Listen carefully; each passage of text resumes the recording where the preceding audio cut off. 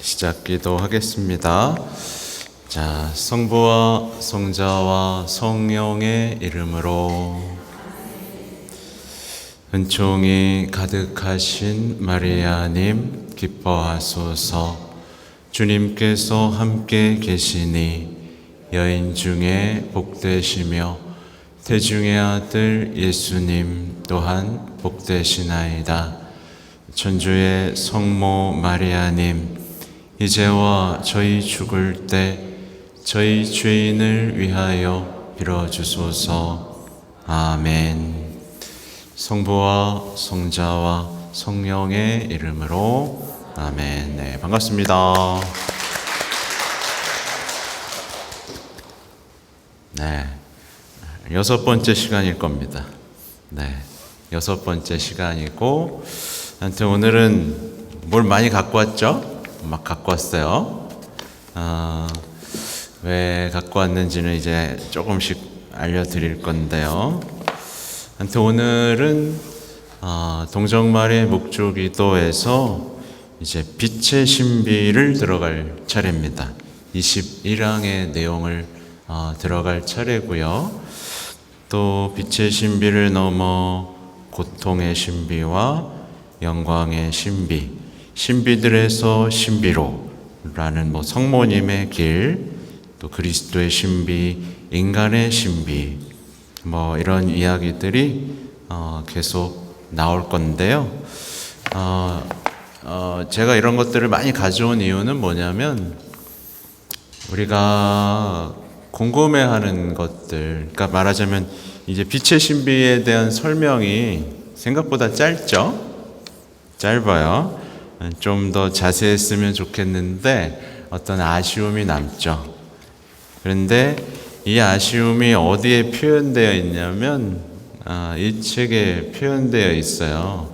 이 책은 이제 성체성사의 해에 발표됐던 교서라든가 권고문들을 모아놓은 책인데, 이제 요한보리스 교황님이 주님 저희와 함께 머무소서라는 교서를 2004년 10월 7일에 발표하셨습니다. 그리고 그때 여기에 내용 중에 뭐냐면 빛의 신비인 성체성사라는 파트가 딱 이렇게 나와 있어요. 그러면서 성체성사가 얼마나 아름다운 빛의 신비인지에 대한 설명들을 여기서 이렇게 또 하고 있고, 또 더불어 이 회칙, 교회는 성체성사로 산다라는 이 회칙이 있는데, 그러니까 우리가 어떻게 보면 성체성사에 대한 어떤 이해, 갑자기 또 혼자 덜컥 사서 보진 마세요. 굉장히 힘드실 겁니다. 이 책들이 있어요. 그러니까 그만큼 교황님은 섬세하게 하나하나 이렇게 발표하시고 우리에게 가르침을 주실 때마다 충분히 성찰하시고 우리에게 나눠줄 양식들을 다 이제 준비하셨다는 거, 이거 알려드리고 싶은 것이고, 책들을 보면 계속해서 오늘도 보게 만나게 될 건데, 제가 인간의 구원자에서 말했듯이라는 표현도 이따가 나올 거예요. 그게 첫 번째 회칙이에요. 인간의 구원자, 예수님에 대한 이야기들 오늘 갖고 오진 않았는데, 예수 그리스도가 왜 구원자이신지에 대한 너무나 당연한 얘기지만 우리가 애매하게 생각하고 있고 도전받는 수많은 것들이 있잖아요. 그죠? 예, 구원자임을 잊게 되는 여러 가지 요인들이 있죠. 그런 거에 대한 설명들도 있고요. 또 고통의 신비를 할 때는 연결이 된다고, 이건 이제 또 없어가지고 제가 뽑아가지고 갖고 있는 건데, 이건 이제 구원에 이르는 고통입니다.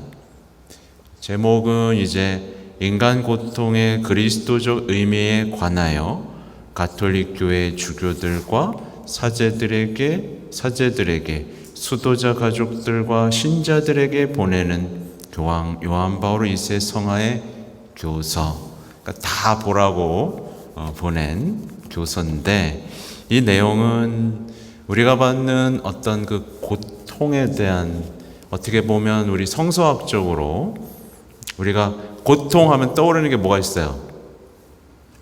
구약 성경에서 욥 떠올라야 되죠, 그죠? 의인의 고통. 언제나 고통은 죄의 결과였는데 갑작스럽게 의인이 고통을 받죠, 그죠? 의인이 고통을 받는 이유에 대한 설명들이 조금 이해되다가 그러니까 그 전환점이 있는 거예요. 그러다가 결국에 이 고통에 대한 모든 것들을 의미 부여를 하고 신비 부여를 한 사건이 곧 예수님의 생애, 순환과 죽음과 부활이라는 사건인데 거기에 대한 설명들이 쫙 나옵니다. 우리가 필연적으로 받을 수밖에 없는, 그러니까 어떻게 보면 고통에 대한 설명을 하려고 많은 노력들을 해놨고, 아마 이런 얘기 최근에 좀 들어보셨을 텐데 이런 내용이에요. 그리스도의 고통은 세계를 구속하는 선을 창조하였습니다. 그래서 창조적 고통 뭐 이런 얘기 들어보셨죠? 최근에 송복모 신부님도 강의하신 것 같고, 아무튼 다 어쨌든 이렇게 교도권 안에서 이미 다, 그러니까 고통을 통해서 선에 이르는 길을 보여주시고 우리 인간이 겪는 모든 고통에 대한 답, 그분의 상처로 우리는 나았다, 그죠? 그래서 우리가 일반적으로 생각하는 인간학적인 질문들에 대한 답들을 여기에 정리해 놓으셨다. 그래서 고통의 신비를 묵상하는 데 많은 도움이 되는 자료들도 이렇게 보충 자료로 있을 수 있다라는 거. 그리고 뭐 이런 책들은 제가 또 왜 갖고 왔냐면, 그러니까 이게 다 왜 썼겠어요, 여러분? 묵주기도를 자꾸 대충 하니까 이렇게 쓰신 거고, 성체성사의 의미들이 자꾸 잃어가니까 이걸 쓰신 거고, 사람들이 자꾸 고통을 나쁜 거라고 하고 고통에서 의미를 찾지 못하니까 이걸 쓰신 거예요. 그리고 이건 주님의 날이라는 교서인데 이게 뭐겠어요? 주일의 의미를 자꾸 상실해 가니까 쓰신 책이고, 다 이제 엮여 있습니다. 계속 본인이 하셨던 얘기에 대한 근거들을 주석으로 달면서 우리 신자들이 주일의 의미도 많이 약화됐잖아요. 그런 이야기들도 쓰여 있고, 이건 또 교회의 선교 사명이라고 해서 우리가 잃어버린 선교 사명, 얼마 전에 전교주일이었잖아요. 거기에 대한 내용들, 그러니까 여러분이 궁금해하고 약화된 많은 부분들에 대해서 이미 교도권은 그 답을 내놨고, 그래서 우리 주교들, 사제들이 그것을 곱씹어서 가르치고 선포하도록 이미 다 작업들을 해놨다는 거, 우리는 그만큼 풍요로움 속에 살고 있다라는 거, 를 말씀드리려고 이 자료들을 갖고 왔고, 이따가 어떻게 읽다가 좀 도움이 될 것 같으면 조금 내용도 좀 읽어드리면서 내용을 볼게요. 좋죠, 그죠? 그러니까 그래서 교황님이 성인교황 하시는 게 삶으로도 워낙 매력적이고 정말 기적 같은 삶을 사셨지만 교회에 엄청난 보화들을, 이 시대에 필요한 것들을 남겨두셨기 때문에 그렇게 성인교황이라고 불리고, 성모님이 선택하신, 준비하신 교황이라고 이렇게 불리는 것이다 라는 거 보시면 됩니다. 아무튼 저한테도 숙제예요. 이걸 계속 공부하고 보고 있습니다. 근데 이게 한 번에 막 이해가 되지는 않습니다. 읽고 또 읽고 또 읽고 또 읽고 하면서 여러분에게 어떻게 현실적인 어떤 신앙의 고민들에 빛을 드릴 수 있을까를 고민하고 있습니다. 그래서 기도를 많이 해주셔야 되는 거예요. 네, 자꾸 공부하니까 머리가 빠지는 거 아니겠습니까? 네. 자, 이제 빛의 신비, 같이 한번 읽어보겠습니다. 21항입니다. 우리의 관상은 예수님의 어린 시절과 나자렛 생활에서 공생활로 옮겨가면서 특별히 빛의 신비라고 부를 수 있는 신비들로 우리를 이끕니다. 참으로 그리스도의 모든 신비는 빛의 신비입니다. 그리스도께서는 세상의 빛이십니다. 그러나 이러한 진리는 그리스도께서 하느님 나라의 복음을 선포하시는 공생활 동안에 특별히 드러납니다. 저는 이 기간에 그리스도의 생애에서 5가지 중요한 순간들, 곧 빛의 신비를 그리스도 공동체에 제시하고자 하며 이를 다음과 같이 지정하는 것이 적절하다고 믿습니다. 얼마나 고민하셨을까요? 그죠? 공생활 얼마나 많은 사건들이 있는데 얼마나 고민하시고 하셨을까요? 첫 번째, 예수님께서 요르단 강에서 세례를 받으심. 두 번째, 가나의 혼인잔치에서 당신을 드러내심. 그러니까 우리가 하는 거랑은 조금 다르죠, 그죠? 우리가 해놓은 거랑은 조금 달라요. 가나에서 첫 기적 행하심을 묵상합시다. 이런 식으로 하는데 여기서는 그냥 당신을 드러내심이라는 표현을 쓰시네요. 세 번째, 여기도 마찬가지예요. 회개의 촉구와 결부된 하느님 나라의 선포이죠. 네, 회개하여라. 하느님 나라가 가까이 왔다. 그래서 회개와 결부된 하느님 나라의 선포. 4. 예수님의 변모. 그리고 마지막으로 5번째, 파스카 신비의 성사적 표명인 성체 성사의 제정입니다. 이 신비는 예수님 안에서 이미 이루어진 하느님 나라의 계시입니다. 요르단강에서 받으신 세례는 무엇보다도 빛의 신비입니다. 여기에서 죄를 모르시지만 우리를 위하여 죄 있는 분이 되신 그리스도께서 물속으로 걸어 들어가실 때 하늘이 열리고 그분을 당신의 사랑하는 아들로 선언하시는 하느님의 목소리가 들려오는 한편 성령께서 그분 위에 내려오시어 그분께 영원한 임무를 부여하십니다. 네. 그러니까 여기서 중요한 것들은 이제 여러분한테 이렇게 하면서 숙제를 내주시는 거예요. 숙제를. 그러니까 우리 주님 세례 초기를 기억하시죠, 그죠? 주님 세례 초기를 기억하고 그 겸손한 예수님의 얼굴을 떠올려 보는 것 참 좋죠. 예를 들면 이제 공생활을 시작하기 위해서 이 세례자연을 찾아가는 그 겸손함을 한번 보세요. 그리고 그 세례자 요한에게 세례받기 위해서 줄을 선 수많은 군중들의 어떤 그 표정들. 그런데 그들 가운데 섞여서 서십니다. 그죠? 줄을 서시는 거예요. 그리고 줄을 서고 이제 물을 아래로 이렇게 서서히 걸어 내려가시고 세례자 요한과 마주했던, 그리고 세례자 요한이 뭐라 그러는지 기억나시죠?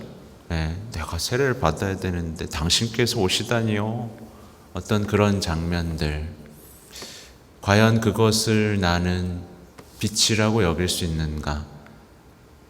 그 장면에서 나는 감동받을 수 있는가? 그 장면에서 나는 내가 받은 세례의 의미들을 되찾을 수 있는가? 그 세례 때의 의미에서 내 삶을 살아갈 빛을 발견할 수 있는가? 그쵸? 여러 가지 정말 아름다운 장면입니다. 그죠? 네. 그래서 제가 묵주기도 도움을 드리는 좀 자료집을 만들까도 생각을 했어요. 사실은 이미 다 복음에 있는 내용이라서 강론 때 이미 다 했던 내용들이 있어요. 그러니까 그 내용들을 좀 요약하고 그걸 특별히 구원의 역사에 좀 이렇게 맞춰서 정리해드리면 좀 도움이 되지 않을까도 생각해 보는데, 될 것 같으세요? 안 될 것 같으세요? 될 것 같아요? 아무튼 그렇다. 그리고 카나에서 행하신 첫 기적이 빛의 신비입니다. 첫 신자라고 표현을 하시네요. 성모님의 전구로 첫 신자이자 또 첫 제자라고도 표현을 하고요. 그죠? 첫 신자인 성모님의 전구로 그리스도께서는 물을 포도주로 변화시키시고 제자들의 마음을 신앙으로 열어주십니다. 아주 짧게 묵상하셨어요. 그죠? 네. 우리 익숙하죠? 근데 이제 우리 첫 토요일 많이 했기 때문에 이 빛의 신비 속에서 이루어진 신비들. 근데 여기서 중요한 게 제자들의 마음을 신앙으로 열어주셨다는 거. 이 부분이 조금 묵상할 때 바오로 요한버리새와 함께 빛의 신비를 묵상할 때 힌트는 나는 과연 뭐랄까요? 그 첫 기적을 보고 혼인잔치였잖아요. 그런 예수님의 첫 기적과 성모님의 전구를 보면서 나는 정말 마음이 열릴까? 그 시키는 대로 하는 삶에서 풍요로운 혼인잔치까지 이어지는 우리 영적인 주님과의 일치까지도 이제 예시하신 그 혼인잔치의 신비에 내 마음을 활짝 열 수 있을까도 관건이 될 것 같습니다. 또한 예수님의 선포 자체가 빛의 신비입니다. 예수님께서는 하나님의 나라가 다가왔다고 알리시고 회개를 촉구하시며 겸손한 믿음으로 당신께 다가오는 모든 사람의 죄를 용서해 주십니다. 이렇게 시작하신 자비 활동을 그리스도께서는 특히 당신 교회에 맡기신 고해 성사를 통하여 세상 끝날까지 계속하여 수행하십니다. 네.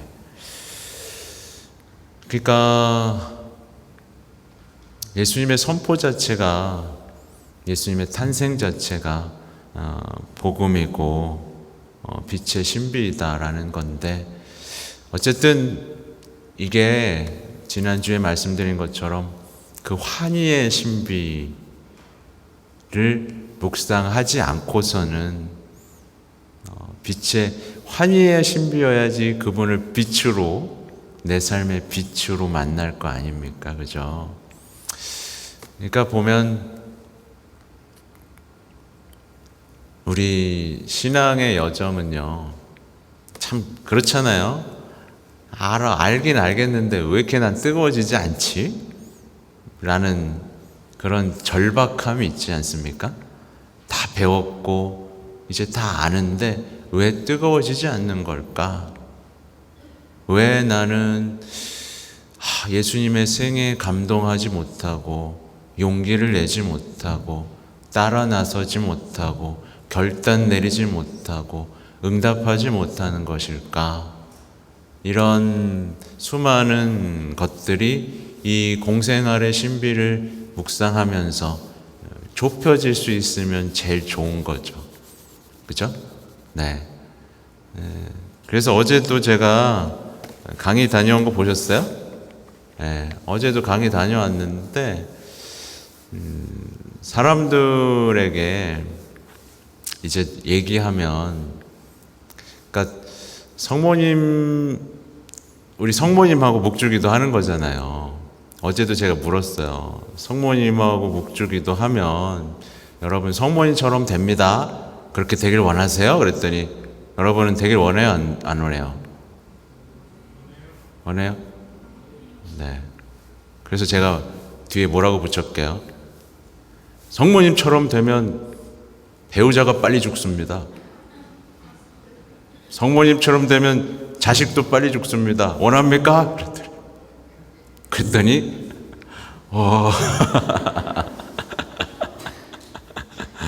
네.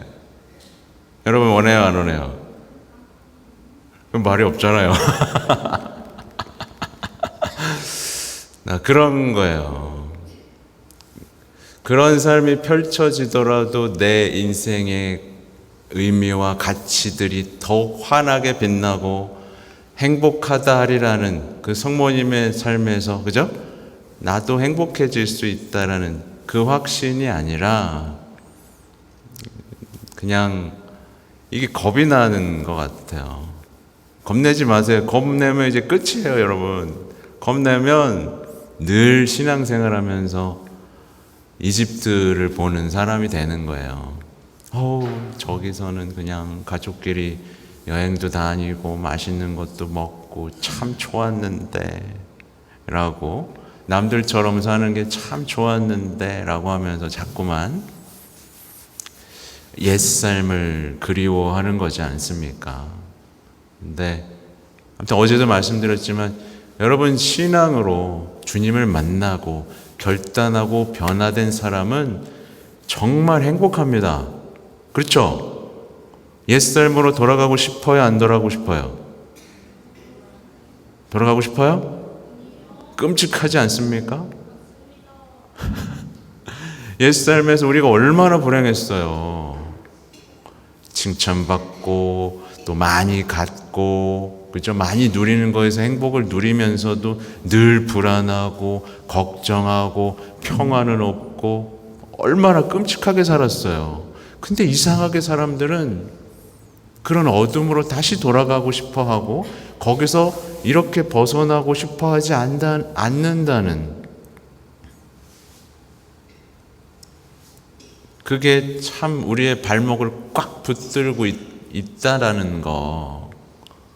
그래서 그런 결단을 내리지 않고서 빛의 신비를 묵상한다는 건 정말 힘든 일입니다. 그죠? 네. 하늘나라가 가까이 왔으니까 이제 하늘나라를 위해서 살아야 되는데, 특히 요즘에 아무튼 제가 많은 분들하고 대면하면서 느끼는 건 자식, 그놈의 자식. 네, 자식이 굉장히 많은 사람들의 발목을 잡고 있고, 특히 우리 어머니들 조심해요. 네, 죽을 때까지 걱정하더라고. 네, 그 걱정. 젊은 엄마들이 덜하냐? 덜하지도 않아. 네, 덜하지도 않아요. 그러면서 자기가 뭘 잘못하고 있는지를 인식할 수 없는 상태. 자식 걱정하는 건 너무 당연한 거 아닙니까? 그냥 여기에 머물러 있지 주님께 물어보지 않는 거예요. 주님, 제가 당신 보기에 합당한 관계를 맺고 있습니까? 제가 혹시 지나치게 자식에게 집착하고 있지 않습니까? 주님 보시기에 어떻습니까? 하면서 점검을 해야 되거든요. 하나님과의 관계를 점검해야 되는 것처럼 배우자, 자식과의 관계를 점검해 봐야 되거든요. 끊임없이. 근데 이 길을 안 하고서는 하나님과의 관계가 좋아질 수가 없는 거란 말이에요. 그때 한번 사랑의 질서 말씀드렸잖아요. 하느님이 첫째 자리에 두면 나머지 관계는 자동으로 정리가 됩니다. 음식, 세상, 사람, 모든 관계가 질서정연하게 질서를 찾습니다. 근데 여기서 하나가 순서가 엇갈리고 나면 다 뒤틀립니다. 그걸 죄라고 하는 거예요. 근데 그거를, 아니 그럼 부모가 자식 걱정하지, 부모인데 어떻게 자식을 그냥 내버려 둡니까? 걱정되는데 막 빚까지 내서 집 팔아서 막 돈 주고 막 그러면서 그렇게 왜곡되어 있는 상태에서 주님을 만날 수 없습니다, 여러분. 그래서 대부분의 남자도 마찬가지예요. 제가 보니까 남성, 여성 다 마찬가지입니다. 주님 앞에서 그 관계를 솔직하게 드러내놓고 주님께서 빛을 비춰주시고 그 관계가 올바른, 주님 보시기에 올바른 질서 속에서 맺어지고 있는지를 잘 보셔야 돼요. 그게 곧 지혜입니다. 그죠? 주님을 경외하고 말씀에서 빛을 받아서 살아가는 게 지혜이다. 아셨죠? 제가 노골적으로 어떤 예가 있다라는 건 지금 말을 안 하고 있습니다. 알면서도.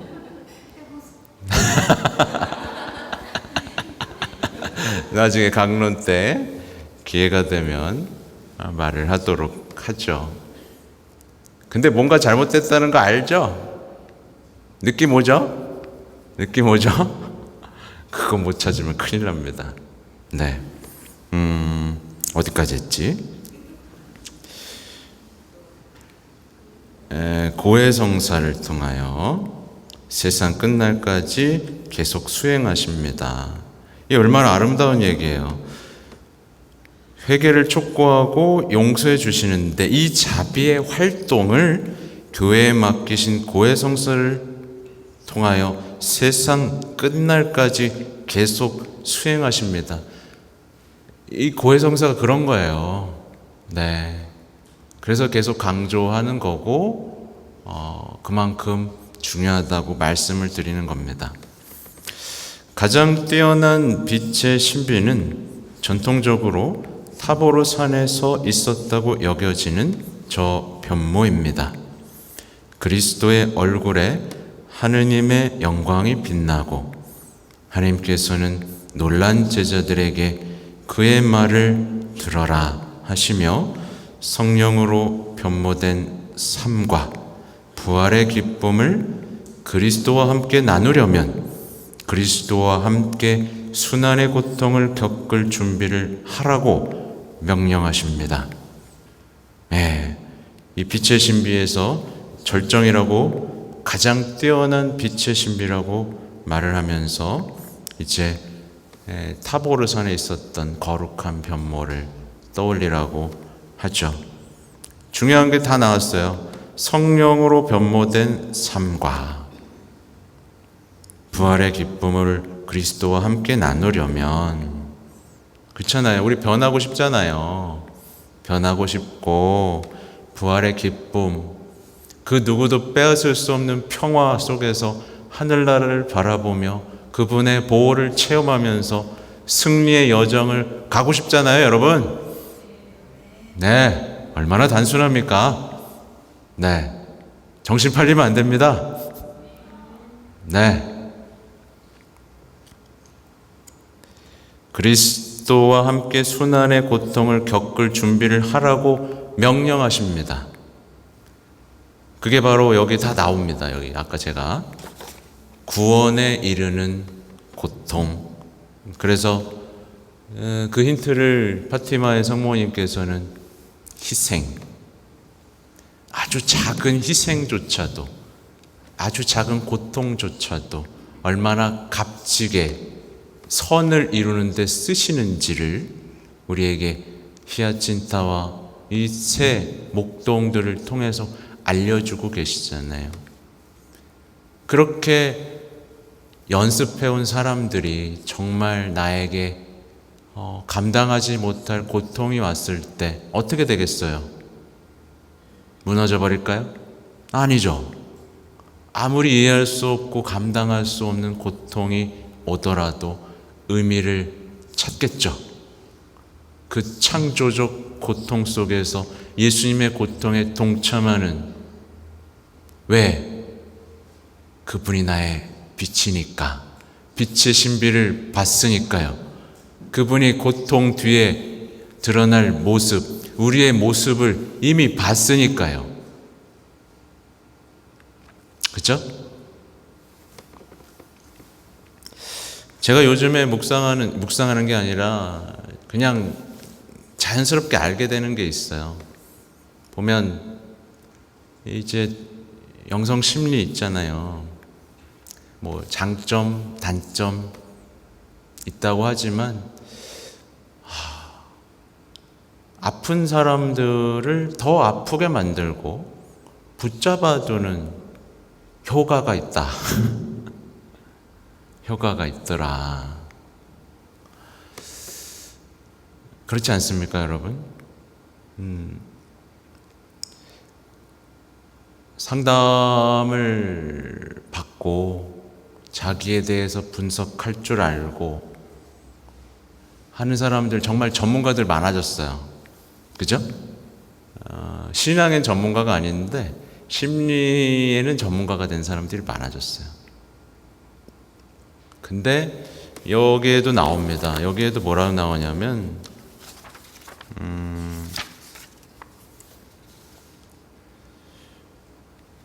여기엔 아예 이런 얘기가 나요.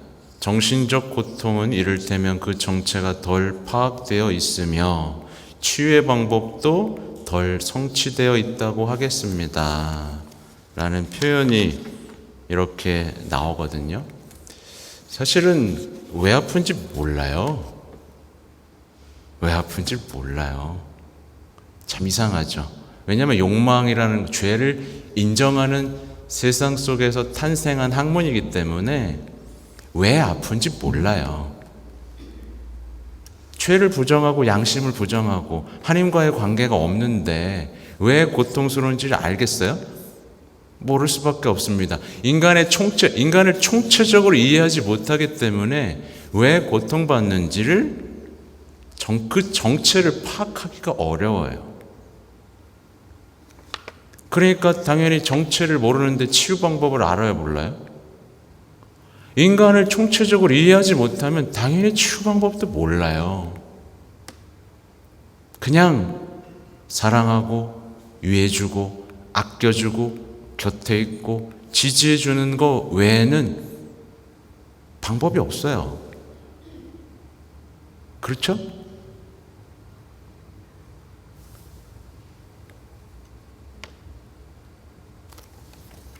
그래서 그렇다. 근데 더더욱 교회가 거기에 집중하고 있다라는 거, 이게 너무 안타깝다. 이렇게 확신에 찬 죄에 대한 승리, 죽음에 대한 승리가 십자가로 우리 눈앞에 있는데, 그러니까 바오로 사도 말처럼 누가 우리를 호렸단 말입니까? 누가 이런 빛의 신비 속에 살아갈 우리를 호렸단 말입니까? 왜 가짜 빛에 홀려서 그것이 마치 내 인생의 구원이고 치료이고 회복인 양 살아가고 있느냐? 그렇죠? 이걸 잘 보셔야 돼요. 주님이 바로 빛입니다, 여러분. 주님이 바로 치유이고요.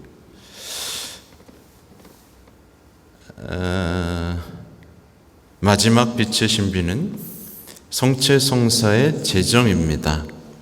그리스도께서는 빵과 포도주의 형상으로 당신의 몸과 피를 음식으로 내어주시며 인류 구원을 위하여 이제 곧 당신 자신을 희생제물로 바치실 극진한 인간 사랑을 보여주십니다. 그러게요. 이거 얼마나 사랑하셨을까? 이 얼마나 사랑하신 거죠, 도대체? 아무튼 제가 최근에 읽고 있는 책 중에는 이제 발타사르 신학자의 책이 있는데, 거기에 보면 이제 얼마 전에 강론 때도 살짝 소개했을 거예요. 예수님은 아십니다라는 표현을 통해서 우리의 고통 깊숙이 걸어 들어오신 예수님에 대한 설명들이 나와요. 근데 여기서 우리가 주의해야 할 게 뭐냐면 가끔 그런 냉랭한 마음을 갖게 되는 경우가 있어요. 냉랭한 마음이란 뭐냐면 에이, 예수님은 어차피 신이니까 별로 안 아팠을 거 아니야. 별로 아프지 않았을 것이고, 에이, 어차피 죽었다가 살아날 거 아셨잖아. 그죠? 이렇게 주님께서 우리에게 보여주신 그 깊은 사랑과 감동의 드라마를 한순간에 이게 뭐예요? 쇼로 만들어버리는 생각들이 우리 마음에 있다. 그렇지 않습니까, 여러분? 참 나빠요. 그죠? 참 나빠요. 그렇게 예수님은 정말 극진히 사랑해서 우리가 알아들을 수 있는 신비를 보여주기 위해서 사람이 되시고 30년간 숨어 계시고 그렇게 공생을 하고 인간의 모든 고통과 어려움과 함께 하시면서 빛이 되시고 우리가 그토록 고통의 원인이 됐던 그 죄를 없애시고 신성에 참여할 기회를 주신 이 모든 여정에서 그냥 예수님 잠깐 아픈 거 참았죠? 마치 자비가 싸구려인 것처럼 사랑이 쇼인 것처럼 생각하는 그 못된 마음들. 그러니까 에이, 예수님 십자가 없이도 우리 구원할 수 있잖아요 하는 현대인들의 조롱이 있는 거 아니겠습니까? 네. 그 부분이 내 안에 있는지 없는지를 잘 보셔야 돼요. 생각 외로 많은 사람들이 그런 예수님의 고통의 한 걸음 한 걸음에 공감하지 못하는 고장난 마음을 가지고 살아갑니다. 네. 그러니까 그걸 이해를 못하기 때문에 놀랍게도 그 예수님이 가셨던 그 길, 거기서 획득되는 인간 모든 생의 가치와 의미들이 거기 있는데 그걸 무시해버리니까 동시에 어떻게 돼요? 길을 잃어버립니다. 내가 겪는 고통에 대해서도 의미를 못 찾죠. 주님, 제가 왜 아파야 돼요? 주님, 제가 왜 고통스러워야 돼요? 주님 계시다면 왜 이렇게 살아야 돼요? 이런 식으로 모든 의미들이 상실되는 체험을 하는 이유는 예수님이 가셨던 바로 그 고통에 어떠한 공감도 의미도 찾지 못하기 때문입니다. 고장난 영혼을 우리는 어떻게 고칠 수 있을까? 사실은 그게 가장 큰 부분이고 그것은 정말 은총으로, 그래서 어떻게 보면 확 회개의 은총이 올 때가 있잖아요. 그때 막 예수님 보면 막 눈물이 후두둑 떨어지고, 그죠? 그게 바로 눈 멀었던 사람이 그제서야 주님의 사랑을 마주하고 그분의 사랑에서 사랑을 느끼는, 그분의 빛에서 빛을 느끼는, 그렇죠? 마치 바오로 사도가 눈이 멀었다가 다시 예수님을 본 것처럼. 네, 우리는 그런 체험들을 간절히 원해야 된다를 기억하시면 좋겠어요. 이러한 신비들에서 카나의 기적을 제외하면 성모님의 모습은 그늘에 가려 있습니다. 복음서에서는 예수님께서 설교하실 때에 성모님께서 이따금 함께 하셨음을 간단하게만 언급하고 있을 뿐이며 성체 성사가 제정될 때에 다락방에서 함께 계셨다는 암시는 없습니다. 그러나 가나에서 성모님께서 해내신 역할은 어느 모로 그리스도의 여정 내내 함께 하였습니다. 요르단강에서 예수님께서 세례를 받으실 때 하느님 아버지께서 직접 선포하시고 세례자 요한이 되풀이하였던 그 계시가 가나에서 성모님의 입으로 드러납니다. 무엇이든지 그가 시키는 대로 하여라 하신 이 계시가 모든 시대의 교회에 당부하시는 어머니의 위대한 권고가 되었습니다. 이 권고는 공생활 동안 그리스도의 말씀과 기적들을 이끌어내며 마치 성모님을 바탕에 그린 것처럼 빛의 신비 전체 밑그림을 이룹니다. 참 뒤에 부분이 아름답죠. 성모님이 밑그림을 이끌면서 이 예수님의 생애의 신비를 이렇게 단단하게 묵상할 수 있도록 도와준다. 그러니까 성모님께서 그가 시키는 대로 하여라 이 말씀을 가슴에 품고 이 빛의 신비 하나하나를 바라봤을 때 얼마나 묵상이 심화될 수 있는지를 교황님은 말씀하고 계시네요. 예전에 이제 이냐시오 영신수련 이제 30일 피정을 했을 때 저는 좀 특이한 체험을 했습니다. 그러니까 저는 좀 그런 쪽으로 은사를 주신다고 그때 알아차렸는데 묵상이 잘 되더라고요. 그냥 영화를 전공하게 하신 것도 그렇고 그냥 묵상을 그냥 잠깐 얘기를 셀게요. 네, 한때는 그렇게도 묵상했어요. 한때는 눈을 뜨고 묵상한 적도 있습니다. 눈을 뜨고 묵상을 왜 했냐면 그냥 막 받아 적는 겁니다. 그때 상황들이 막 묘사가 되는 거예요. 그래서 그때 지도 신부님께 신부님 이렇게 해도 됩니까? 그랬더니 그냥 해봐. 그래서 그때 적어놨던 노트가 있습니다. 그러니까 한 장면 한 장면 속에서 예수님의 표정, 땀방울에서부터 주변의 이야기들이 그냥 막 펼쳐지는 체험들을 한 적이 있어요. 어떻게 보면 그때 이 어떤 묵상들을 풍성하게 자랑하는 건 아닙니다, 여러분. 그냥 그런 체험도 있었다. 근데 항상 성모님이 그 자리에 계셨어요. 모든 예수님의 공생활 속에서 성모님이 뭘 하고 계셨는지를 보여주셨어요. 그때 성모님이 정말 다양한 예를 들면 오늘 거룩한 변모에서도 성모님이 계시고 늘 계셨습니다. 그러니까 제가 이 얘기를 드리는 건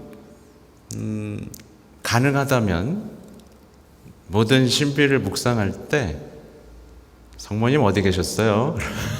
가끔 이렇게 장난도 쳤습니다. 좀 말하니까 좀 이상한데 정신병자 같죠? 그냥 어느 날은 묵상하면 성모님이 안 보여요. 그러면 이제 혼자 찾아다니는 겁니다. 성모님 어디 계세요? 그러면 여기 있지.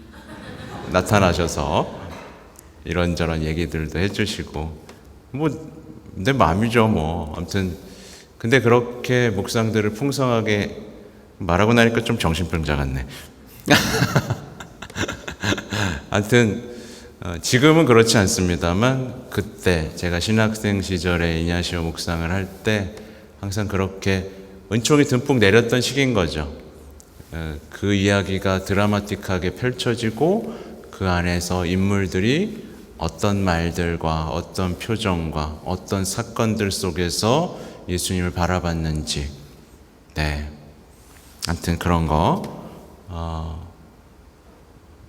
기회가 되면 근데 이렇게 하려면 적어도 그 나중에 이냐시오 묵상 뭐 같이 해볼 기회가 있으면 모르겠는데 본당에서는 좀 적합하진 않은데 정말 좀 내 삶에서 동떨어진 것, 이제 내 삶을 걱정하지 않아도 되는 동떨어진 장소에서 하나의 성경 텍스트를 가지고 이제 거의 1시간 동안 기도를 해요.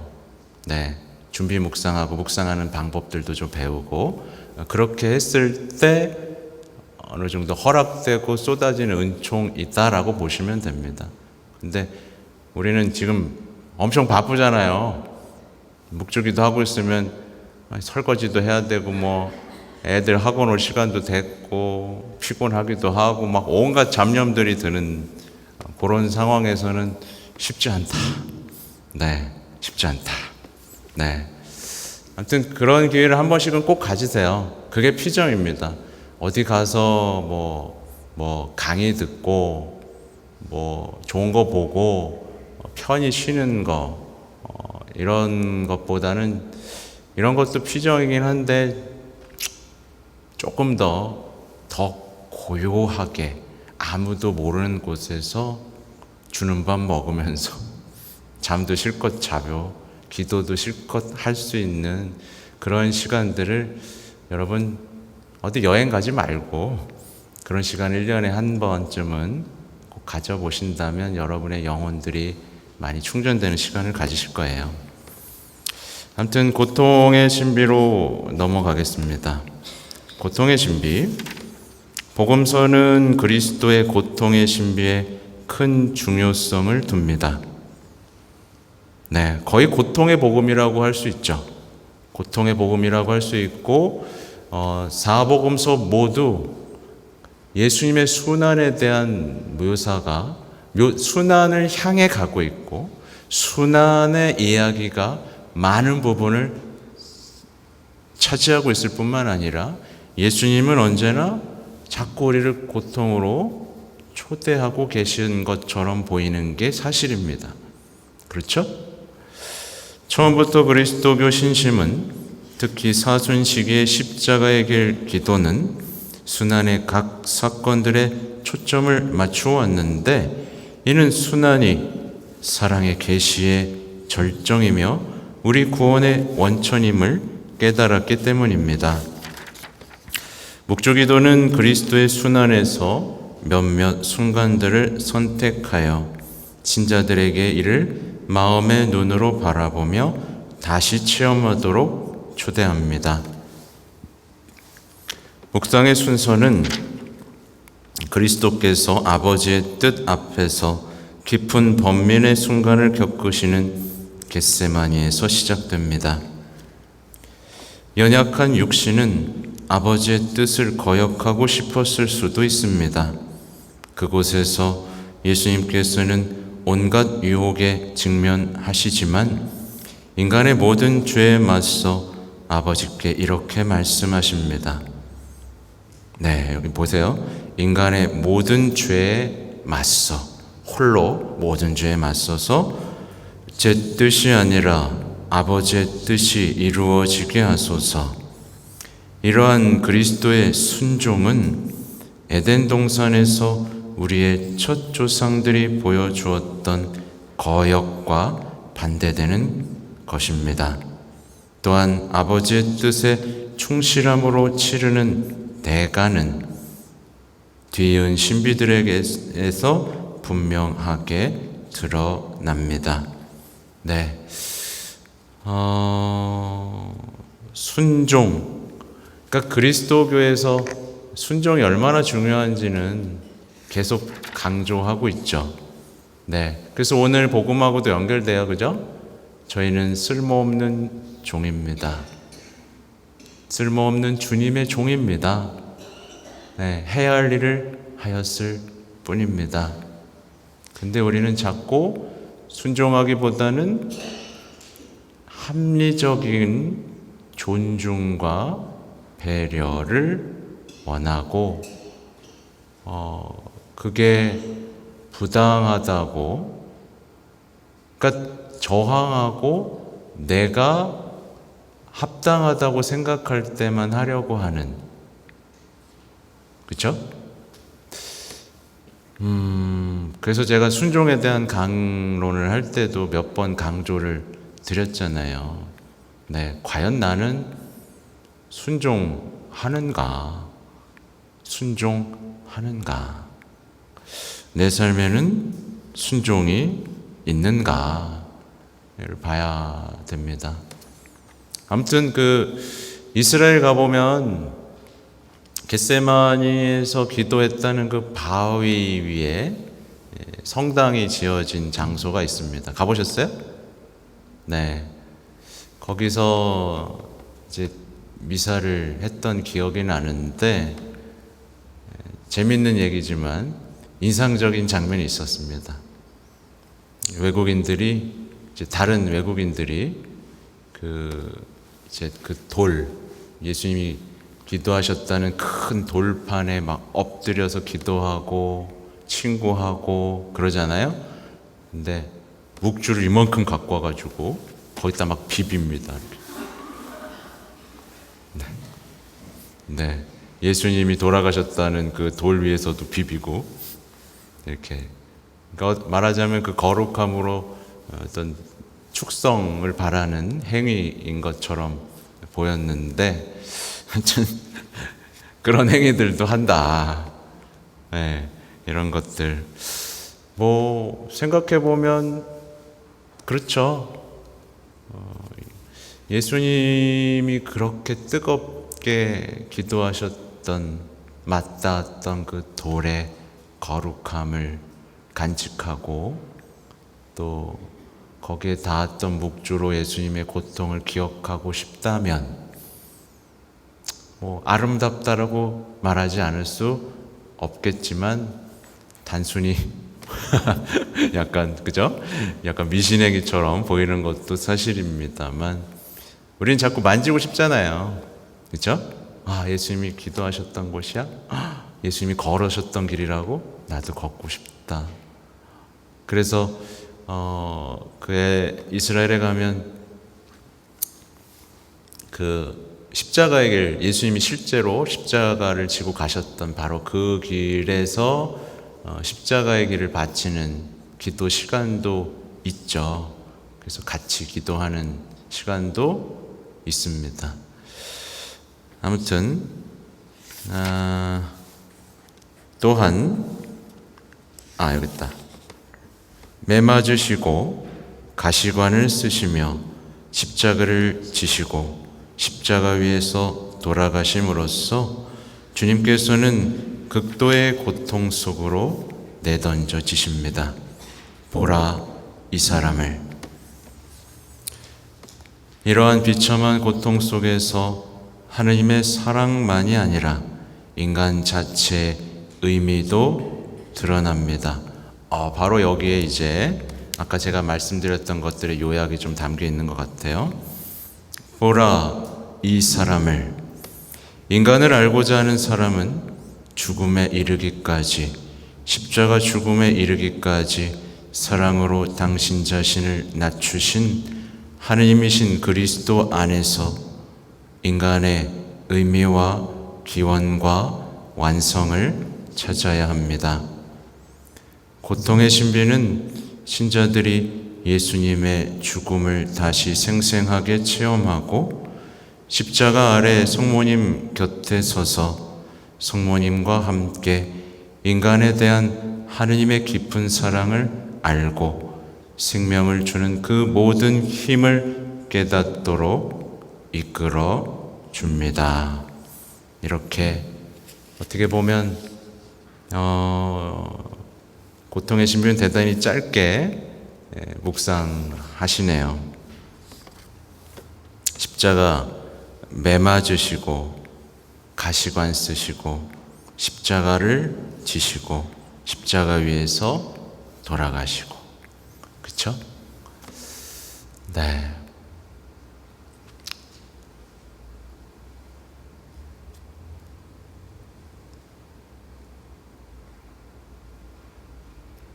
근데 제가 예전에 이제 우리가 같이 사순했죠?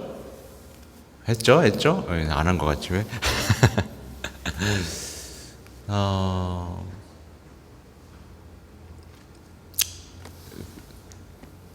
누가 눈물을 흘리지 않겠습니까? 그래서 보면 많은 비신자들도 이제 뭐 패션 오브 크라이스트를 보게 되면 눈물을 흘립니다. 묘한, 안 흘려도 되는 거거든요. 근데 묘한 눈물을 흘리죠. 눈물을 흘리지 않는 사람을 못 본 것 같아요. 그렇죠? 그 짐 커비즐이라는 배우, 지금 이제 후속 영화도 이제 곧 뭐 좀 준비하고 언제 개봉할지 모르겠지만,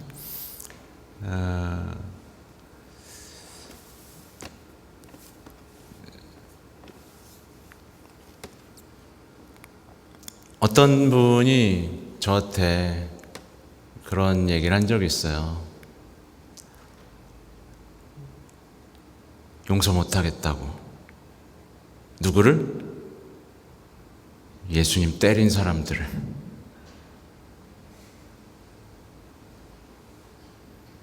예수님 때리고 침뱉고 가시관 씌우고 조롱하고 못 박은 사람들을 용서할 수가 없다고.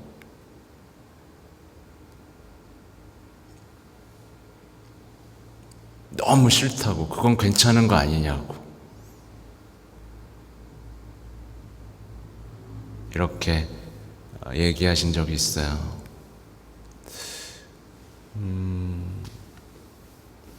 저는 그 이야기에 대단히 감동을 받았습니다. 그렇지 않습니까? 얼마나 사랑하고 정말 얼마나 사랑했으면 난 용서 못할 것 같다 라는 마음이 들 정도로 고통스러웠을까 생각해 볼 수 있죠. 그렇지 않습니까, 여러분?